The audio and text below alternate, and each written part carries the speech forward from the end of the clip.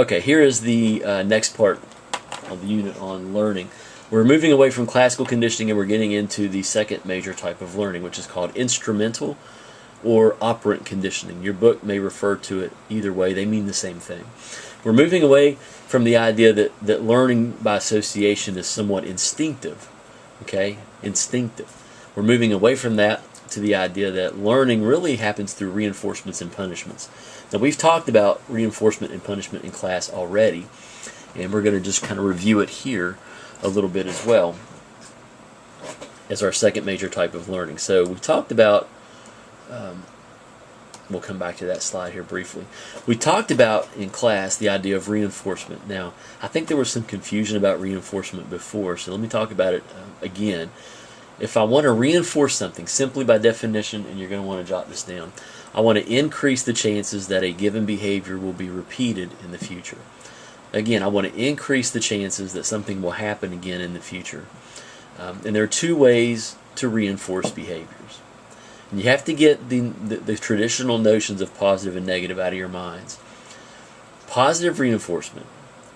Positive simply means that you're giving something good or pleasurable. That's all it means.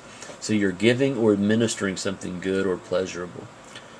Negative reinforcement simply means that you're taking away or withdrawing something that is bad. So negative means you're taking away or withdrawing something that is considered to be bad or not pleasurable.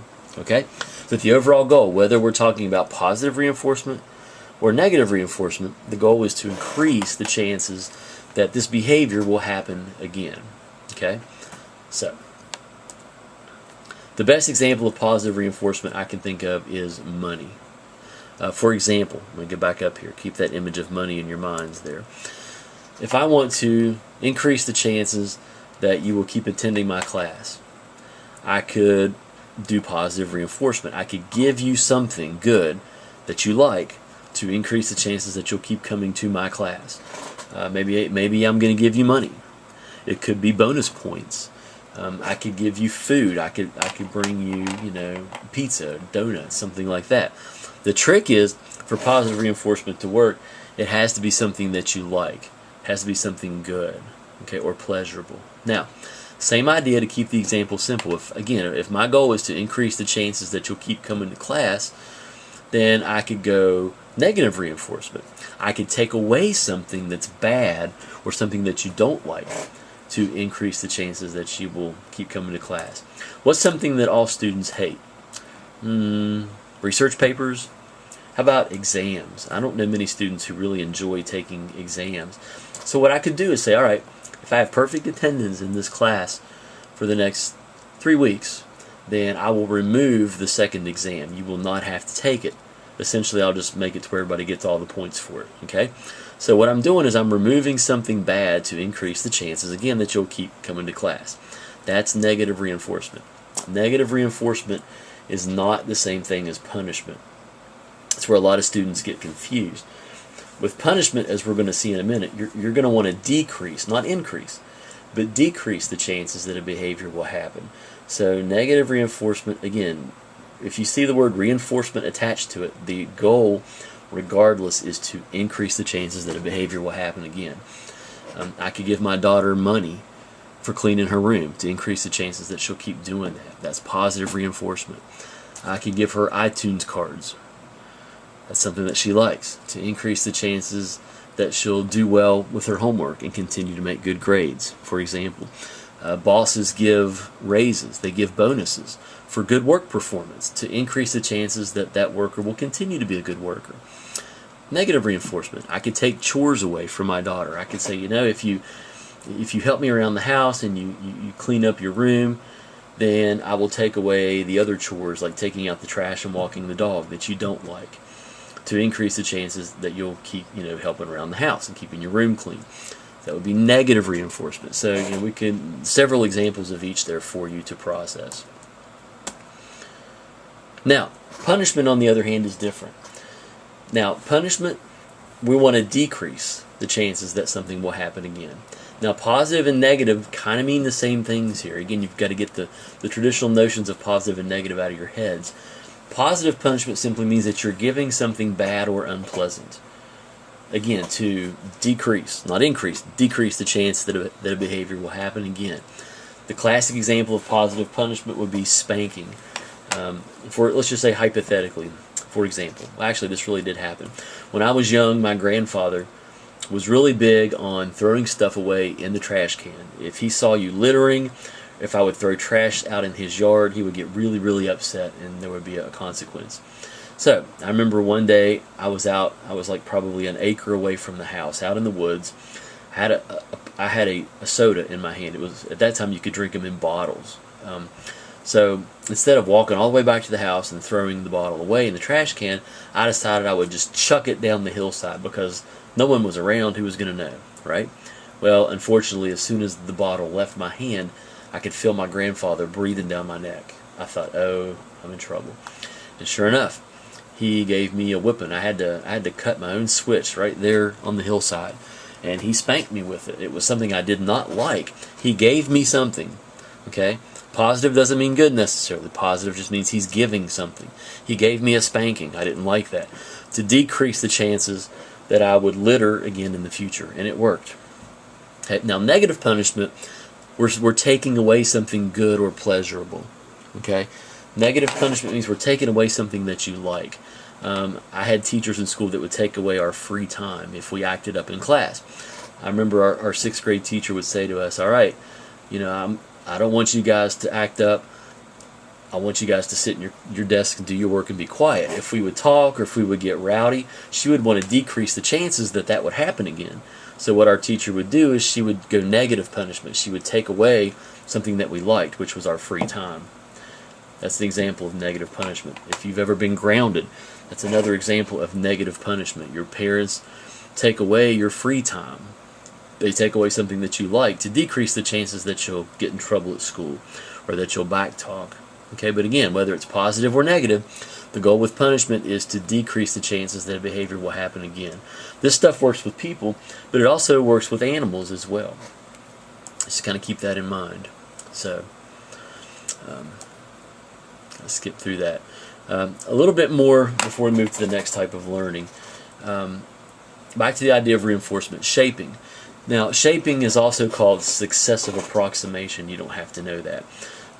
But especially when we're working with animals, a lot of animal trainers use reinforcement and punishment to train. I knew a dolphin trainer who would tell me, this is what we use to train dolphins. You can't just get a dolphin to swim from one end of the pool to the next, make a circle, jump up and down, do a flip, all in one fell swoop. You have to shape that dolphin's behavior. In other words, you have to give him many reinforcements, like little tiny and multiple reinforcements along the way to get him to do what you want him to do.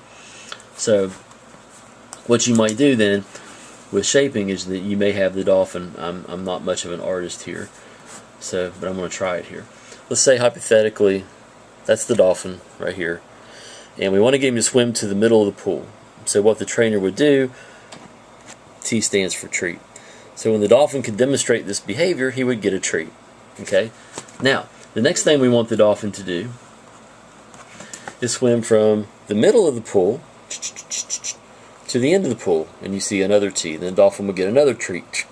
Alright, so there's 2 positive reinforcements. Now, we're going to want the dolphin to swim back to the middle of the pool. As you can see, there he is. Now he gets to the middle. Oh, we get another treat, our 3rd treat for the dolphin. Now we want him to jump up in the air and do a flip. There he does it. Now he gets a 4th treat. Now we want him to swim back to the edge of the pool where he started. And as you can see, again, I'm not an artist, but you get the idea. Now he's back to where he started. You see the T, he gets his 5th and final treat. That's shaping, because you're reinforcing little steps along the way. And sooner or later, what's going to happen is that the dolphin is going to be able to do all this in one action because he's been reinforced with many steps along the way. So he goes to the middle of the pool, to the end, he swims back to the middle, does his little jump, and back over. And that's how animal trainers train, through shaping. It's just a series of tiny reinforcements to arrive at an overall behavior or an overall goal. Okay, again, shaping, a series of many or multiple reinforcements to arrive at an overall behavior or an overall goal. Now, we have primary and secondary reinforcers. A primary reinforcer is something that is in and of itself reinforcing. A secondary reinforcer, by definition, is more of a symbolic reinforcer. It's used to obtain, or they are used to obtain, primary reinforcers. Now, let me explain what I mean by that. Let's start with a primary reinforcer. Food. How many of you are hungry right now? I kind of am myself. Food is a primary reinforcer. If you are hungry, then you are likely to eat. Eating makes you full. It makes you feel better. So when you get hungry again, what are you likely to do? Again, eat. Food is a primary reinforcer. Okay? It is in and of itself reinforcing. You can put it in your body. It makes you full. Another example of a primary reinforcer is water. You get thirsty, you drink water. It fills you up. It satiates your thirst. You get thirsty again in about 5 or 6 hours. What do? You drink water again. It is in and of itself reinforcing. It's a primary reinforcer. I've also heard that sexual activity is a primary reinforcer.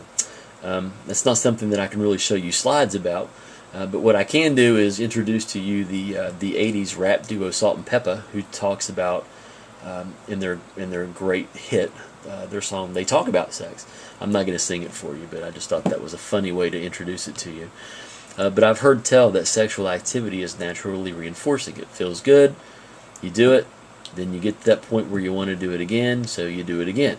It is in and of itself reinforcing. Those are the three major primary reinforcers. Now, let's go back to secondary reinforcers.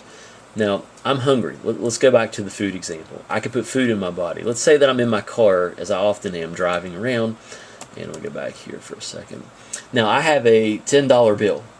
I don't have food, but I have a $10 bill. I could eat that $10 bill, right? Would that fill me up? Probably not. Is it a primary reinforcer? No. It's a secondary reinforcer because it can get me to a primary reinforcer. In other words, I could use money to obtain food. I can buy something at a drive-through window. If I'm thirsty, I can use money to buy something to drink. If I'm, well, never mind. That's kind of a joke. Don't do that, by the way. But I guess you could use money to obtain this reinforcement, but like I said, I wouldn't suggest that. So we use the secondary reinforcers to get to the primary. Some other examples of primary reinforcers, of secondary reinforcers, might be like stickers, like good behavior stickers. It's not reinforcing in and of itself, but it kind of symbolizes something. It symbolizes a good job that you did or the praise that you received for doing something well. Okay? There's no difference between secondary and primary reinforcers. And that takes us to the end of this part of the lecture. Thank you.